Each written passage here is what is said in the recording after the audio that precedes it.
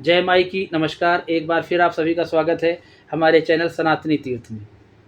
हम लोगों को अक्सर मम्मी, दादी, दादाजी या आस पड़ोस में रहने वाले बुजुर्गों द्वारा किसी न किसी के द्वारा एक बात अक्सर सुनने में मिल जाती है कि हमारे फला रिश्तेदार हैं उनके गांव में, या हमारे परिचित हैं उनके रिलेशन में एक परिवार रहता है जिसे चुड़ैलिया वंश कहते हैं। माने वो जो वंश है, अब उसमें ये भी बताया जाएगा कि उनकी उस चुड़ैल की ये चौथी पीढ़ी है, पांचवी पीढ़ी है या छठी पीढ़ी है, तीसरी पीढ़ी है। कुल मिलाकर उस परिवार के जो सदस्य हैं वो चुड़ैल के वंशज हैं। आज की एक पड़ताल इसी मुद्दे पर। बीते फरवरी माह में हमारे एक दोस्त के गांव में शादी थी। दोस्ती पक्की है, करीबी है, मिलना बहुत थोड़ा जल्दी नहीं हो पाता, बहुत दिनों बाद होता है, लेकिन संपर्क में हम दोनों लगातार रहते हैं। उस दोस्त ने आग्रह किया कि निकलते कम हो, शहर से कभी गांव की तरफ भी चला करो। हमारे कानपुर से उसका गांव लगभग 300 किलोमीटर दूर एक नदी किनारे, बड़ा गांव, बड़ी बड़ी इमारतें, जंगल, नदी के किनारे का माहौल, बहुत ही सुंदर जगह। विकास की बात करें तो 8-10 किलोमीटर के दायरे में तो विकास की वानगी दिख जाती है, लेकिन पानी और बिजली के अतिरिक्त सरकारी कोई विशेष योजना या कुछ संसाधन या लोगों के लिए जो ज़रूरी चीज़ें हैं वहाँ मुझे नहीं दिखी। खैर, दोस्त के साथ जाना हुआ।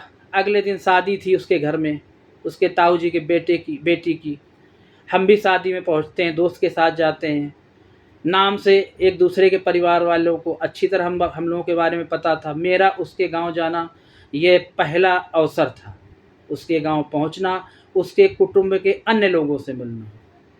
निश्चित रूप से गांव में जो कुटुंब रह रहे हैं उनमें और शहर की तुलना में काफ़ी कुछ फ़र्क भी देखने को मिलता है। उसे आप पिछड़ापन अपनी शहरी भाषा में कह सकते हैं, या ये कह सकते हैं कि यहाँ से कुछ प्रतिशत संवेदनाओं के जीवित रहने का वहाँ अधिक है, जिसे हम गांव कहते हैं। सर्दी छट रही थी, यानी आखिरी सप्ताह था फरवरी माह का। गुनगुनी धूप, शाम को बारात आनी थी।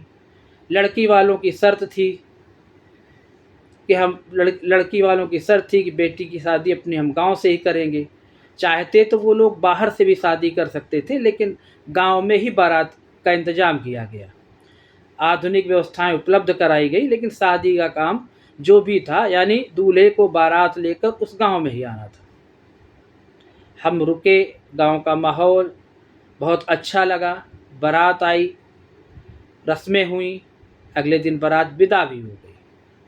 लेकिन कुछ थकान भी थी। साथ में दोस्त ने कहा कि कल हमारे साथ ही चलोगे, अकेले क्यों परेशान होगे। विदाई वाले दिन यानी दूसरे दिन हमें उसके घर पर रुकना पड़ा।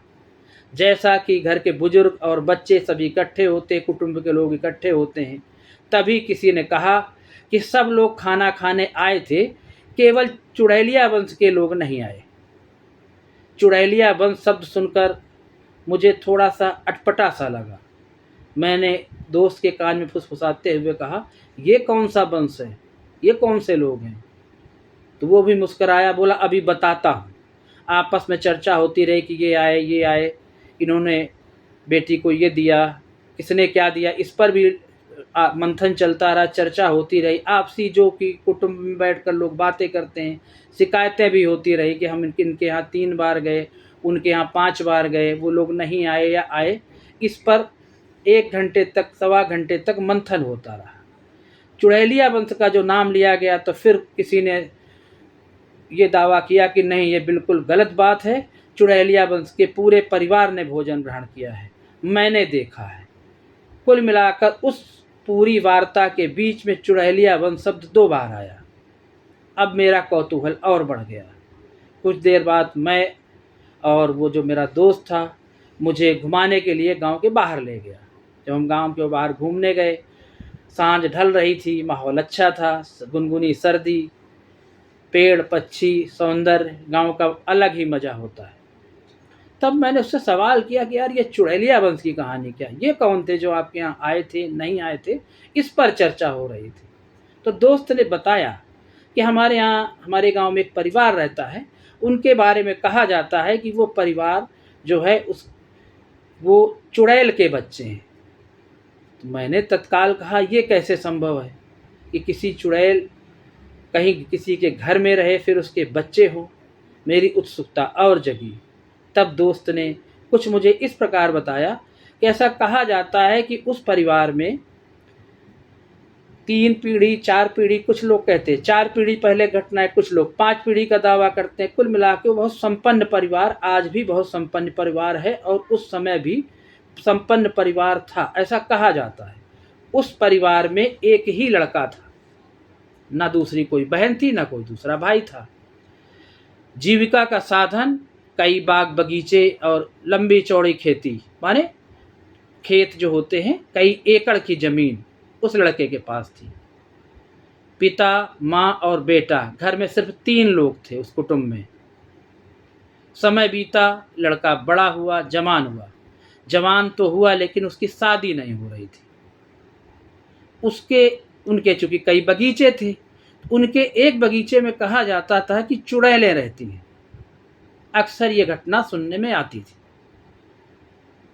तो उस बगीचे में लोग कम ही जाते थे। लेकिन जब गर्मी के दिन आते, जब फसल कटती थी, तो रात में कोई ना कोई उनके यहाँ से लेटने जाता था। कई बार तो ऐसा होता था कि वो लड़का खुद लेटने जाता था। लोगों का मानना था कि चूंकि बगीचा उनका था तो चुड़ैल कभी उनका नुकसान नहीं करती थी, लेकिन उसमें एक चुड़ैल रहती थी, ऐसा लोग कहते थे। माने ये चर्चा आसपास के गांव तक थी। एक बार ऐसा कुछ हुआ कि वो लड़का लेटा, माने बगीचे में गया अपनी खेती की या गर्मी के दिनों जो फसल कट के आती उसकी रखवाली के वास्ते वहाँ लेटा रुका, तो एक चुड़ैल भी उसके साथ आकर लेट गई। चूँकि लड़के को पता था कि ये चुड़ैल हमारे बगीचे में रहती है, तो लड़का पूरी तैयारी से गया था। लड़का हाथ में एक कैंची लेकर गया था और लड़के ने जैसे देखा कि चुड़ैल आकर लेटी, तो लड़के ने उस चुड़ैल की चोटी काट ली। किंवदंती है, जनश्रुतियाँ हैं, कहावत है। कहते हैं कि अगर चुड़ैल की चोटी काट ली जाती है तो फिर वो युवती के रूप में हो जाती, जैसे एक सामान्य सुंदर युवती। लड़के ने चोटी काटी, चुड़ैल वश में आ गई, माने चुड़ैल एक युवती के रूप में सामने हो गई। अब लड़के ने कहा मेरी शादी नहीं हुई, तुम मेरे घर चलो। और लड़का, चुड़ैल बार बार हाथ जोड़ती रही कि मैं तुम्हारे साथ तो चलूँगी लेकिन मेरी चोटी दे दो। लेकिन लड़का चूँकि सुना करता था कि चुड़ैल की चोटी काट लेने से चुड़ैल वापस चुड़ैल नहीं बन पाती, तो लड़के ने चोटी देने से न सिर्फ इनकार किया बल्कि चोटी को सुरक्षित अपने पास रख लिया। और इस प्रकार भोर होते होते वो उस युवती को, लड़की को अपने घर लाया। लड़के की शादी तो हो नहीं रही थी, शादी हुई भी नहीं थी। तो फिर ये घटना गांव वालों को बताई गई और लड़के की शादी की गई उसी चुड़ैल से। इधर लड़के ने उस चोटी को घर में सुरक्षित छुपा कर रख दिया और वो चुड़ैल को नहीं मिली। वक्त बीता, पत्नी बनकर उस लड़के के साथ वो युवती बनकर वो चुड़ैल रहने लगी। 2 ढाई 3 साल बाद उनके एक संतान होती है, माने एक लड़का होता है, पुत्र होता है। पुत्र होने पर जश्न का माहौल होता है। एक तो शादी नहीं हो रही थी, अब शादी भी हुई तो उसके संतान भी हो गई। खुशी का माहौल था, संपन्न परिवार था, जश्न हुआ, पार्टी दी गई, गांव के लोग इकट्ठे हुए। लोग नृत्य, उस समय जो होता था, जो भी रंगारंग कार्यक्रम होते थे वो सब होते रहे। इसी दौरान उस चुड़ैल ने भी निवेदन किया अपने पति से कि ये मेरा बच्चा है, इसका जन्म हुआ है, आपके परिवार में खुशी है, मैं भी तो इसकी माँ हूँ, मेरा मन भी है आज नृत्य करने का। और इस प्रकार उसने उस युवक को समझाकर जो चुड़ैल को लाया था, मैंने अपने पति को बहला फुसलाकर वो चोटी मांगी कि मैं चोटी बांध कर नाचना चाहती हूँ। और जैसे ही उसको चोटी मिली तो चुड़ैल पुनः गायब हो गई और चुड़ैल बनकर निकल गई। चूँकि एक संतान हो चुकी थी, समय के साथ वो लड़का बड़ा होता है, उसकी शादी होती है, उसके बच्चे होते हैं। इस प्रकार से उस वंश का, उस परिवार का नाम हो गया चुड़ैलिया वंश। लड़के की कहानी, लड़के की जुबानी मैंने सुनी, यानी अपने दोस्त के। मुझे हंसी भी आई, लेकिन एक बात मन में खटकी भी कि आखिर कैसा ऐसा क्या है कि ये घटना तो दादी भी सुना देती हैं, कोई दोस्त मिलता है वो भी अपने मामा के यहाँ बता देता है कि हमारे मामा के यहाँ, हमारे चाचा के यहाँ, हमारे दोस्त के यहाँ एक फैमिली रहती है जिसे चुड़ैलिया वंश कहते हैं, चुड़ैल का ख़ानदान कहते हैं। तो आखिर ये घटना ऐसे हर जगह होती रही, लेकिन अब इस आधुनिक वक्त में ऐसा कुछ सुनने में नहीं आता। आखिर इसका सच क्या है? ये बात मेरे दिमाग में उथल पुथल करने लगी। मेरा मन नहीं माना। दोस्त से मैंने मजाक में कहा, तो तुम तो शहर रहे, मेरे साथ पढ़े, आज अच्छी जॉब कर रहे हो, इंजीनियर हो, साइंस स्ट्रीम के स्टूडेंट रहे हो, तुम इस पर क्या कहते हो? तो वो हंसने लगा, बोला न मैं देखने में था न तुम देखने में थे, जो मैं सुनता हूँ गांव वालों से वो मैं दूसरे को बता देता हूँ। खैर हम घर के वापसी कर रहे थे, हम लोग टहल कर उसके घर आ रहे थे, सांझ ढल रही थी। कुछ लोगों ने दरवाजे आग जला रखी थी। ठंड की वजह से गांव में आग जलाने का चलन अभी जिंदा है। उसमें कुछ बुजुर्ग, बच्चे, सब लोग इकट्ठा हो जाते हैं। वो एक अलाव जल रहा था। एक अलाव के पास हम दोनों दोस्त रुके। दोस्त के जान पहचान के कुछ लोग थे। तब दोस्त ने अपनी बातें शुरू कर दी। हमारा परिचय भी कराया गया।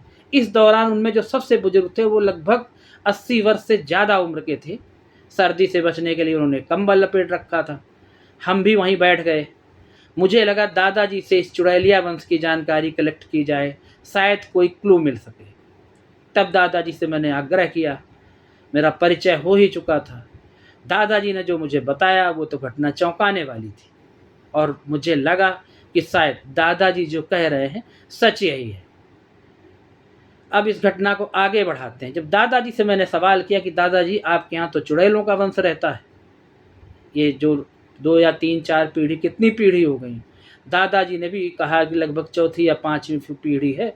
लेकिन दादाजी भी ये बात पुख्ता करने में या मुहर लगाने में मजबूर थे कि उन्होंने कभी किसी के द्वारा कुछ नया सुना है या सच है या चौथी पीढ़ी है या तीसरी पीढ़ी है। मतलब वो ये कुछ स्थायी रूप से ये नहीं कह सकते थे कि उनकी चौथी पीढ़ी है या तीसरी पीढ़ी है। लेकिन आसपास के गांव में उस परिवार को चुड़ैलिया वंश या चुड़ैलों के वंशज ही कहा जाता है। लेकिन दादाजी अपने ज़माने के मैट्रिक पास थे और वो शिक्षक रह चुके थे। दादाजी ने जो हमें घटना बताई वो काफ़ी रोचक, रोमांचक और काफ़ी सटीक लगी। दादाजी ने बताया कि मेरे ख्याल से गांव के कुछ बुजुर्ग बताया करते थे कि ये जो चुड़ैलिया वंश है, इनके यहाँ एक ही लड़का था, लड़का जवान था, लड़के की शादी नहीं हो रही थी, घर वाले परेशान थे। परंपराएं जैसा कि अपने यहाँ होता है, हर परिवार को लगता है कि हमारा कुटुंब, हमारा वंश चलता रहे। उसके पिताजी भी परेशान थे। हार कर जो कुछ बुद्धिजीवी वर्ग के लोग थे, वरिष्ठ लोग थे गांव के, वो लोग 2-3 जिले दूर से एक गरीब की लड़की को लेकर आए और ये बताया गया कि ये चुड़ैल है, इसकी चोटी काट ली गई है, रात में सो रही थी तो मेरा बेटा इसको ले आया। लड़की 3 से 4 साल, 5 साल, कुछ साल तक रही, लेकिन दूर दूर से कोई करीबी रिश्ता था नहीं। लालच था कि बेटे की शादी हो गई तो कम से कम मेरा वंश चलेगा, तो उसके एक पुत्र भी हो गया। लेकिन शायद वो लड़की यहाँ संतुष्ट नहीं थी, या जो भी दूसरा कारण हो, वो लड़की वहाँ से पुत्र को जन्म देने के बाद उस परिवार को, उस घर को छोड़कर चली गई। समस्या थी कि अगर ये कहा जाता कि ये लड़की दूसरी जगह से लाई गई है, यहाँ शादी की गई है, तो भी एक सम्मान की बात होती, माने पगड़ी पर सवाल उठता। और अगर ये कह दिया जाता कि वो लड़की लाई गई थी, वो लड़की चुड़ैल नहीं थी, शादी की गई, तो सवाल उठता किस समाज में शादी हुई, हम तुम्हारे यहाँ शामिल होंगे, हम तुम्हारे यहाँ नहीं शामिल होंगे। अब जब लड़की घर छोड़ के चली जाती है, माने युवती, वो पत्नी, अगर ये बात सबसे गांव में कह दी जाती तो फिर तो हुक्का पानी ही बंद हो जाता। कि इनकी बहू घर छोड़कर भग गई। किया क्या जाए, तो उसके लिए ये कहा गया कि उस दिन रात में जब वो था तो चुड़ैल ने अपनी चोटी मांगी, चुड़ैल को चोटी दी गई और चुड़ैल नाचते नाचते हवा में उड़ गई, चुड़ैल चली गई। समय बीता, पीढ़ियां बदली, लेकिन उस परिवार में एक मुहर लग गई, चुड़ैलिया वंश। मुझे दादाजी की बात में दम लगा कि शायद यही घटना घटी होगी कि शादी करनी थी, समाज बहिष्कृत करेगा, समाज के लोग उनको अलग करेंगे। ऐसी मजबूरी में, उस परिस्थिति में समझौता करने के अलावा एक चुड़ैल का रात में आना और उसकी चोटी काट लेना, फिर पत्नी बनाना, इसके बाद वक्त के साथ उस चुड़ैल के एक बेटे को जन्म देना, चुड़ैल का उस बेटे का जब एक कोई संस्कार होता है उसमें नृत्य पार्टी होना और फिर उस चुड़ैल का चोटी लेकर हवा में उड़ जाना। शायद यही सब जो घटना घटी होगी, जो हुआ होगा, यही एक चुड़ैलिया वंश की मुहर उस परिवार में लगी होगी। यानी ये जो चुड़ैलिया वंश के ऊपर एक टैग लगा है, ये एक परिस्थिति जन्य था, ना कि वो चुड़ैल थी, ना ही कोई चुड़ैलिया वंश था। मुझे लगता है मेरी ये पड़ताल, मेरी ये जानकारी आपको अच्छी लगी होगी।